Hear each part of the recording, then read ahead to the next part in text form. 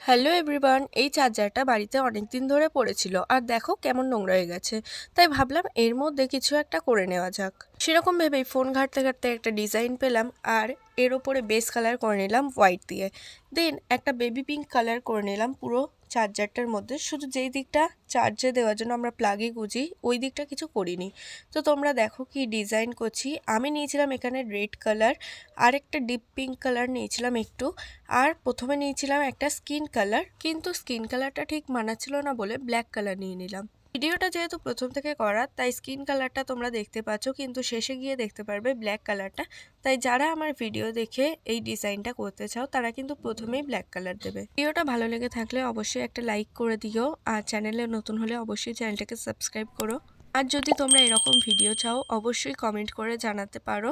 আর তোমরা এখন দেখে নাও, আমি কিন্তু চার্জারের সাথে সাথে ওর পিনটাকেও ডিজাইন করে নিয়েছি।